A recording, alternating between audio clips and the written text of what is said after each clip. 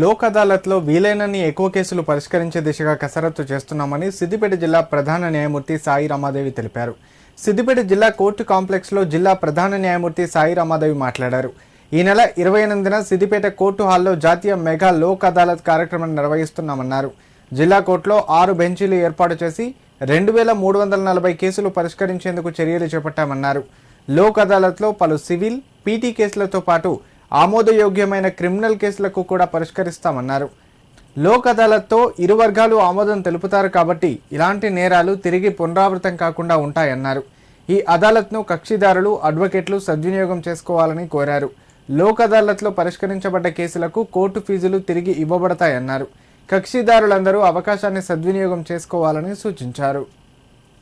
2026కి గాను మొదటి నేషనల్ లోక్ అదాలత్ ఈ నెల 28వ తారీఖుకి ఇక్కడ చేయడానికి అన్ని ఏర్పాట్లు చేయబడినాయి. మరి అందుకు గాను 2340 కేసులు ఐడెంటిఫై చేశాము. ఐడెంటిఫైడ్ వాటిలో కూడా అన్నిట్లో కూడా మన నోటీసెస్ ఇష్యూ చేయడం జరిగింది. మనకి రాజీకి తగ్గ ఎటువంటి కేసు అయినా సరే ఈ లోక్ అదాలత్కి వచ్చి సెటిల్ చేసుకోవచ్చు.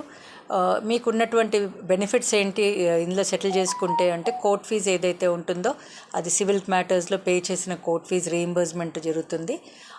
మరి ఇది ఈ సెటిల్మెంట్ లోక్ అదాలత్ త్రూ చేసుకుంటే మరి అది win win situation for both the sides. కోర్టులో కేసెస్ మనము ఆర్గ్యుమెంట్స్ అయిపోయి మొత్తం ట్రయల్ జరిగి ఆర్గ్యుమెంట్స్ అయ్యి చేసినప్పుడు ఒక కేసు ఒక సైడ్ గెలిస్తే ఇంకొక సైడ్ ఓడిపోతారు.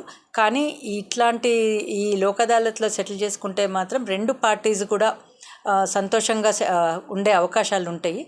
సో ఇది 28వ తారీఖున అలాంటి కేసెస్ ఏవైనా ఉన్నా కూడా రావచ్చు.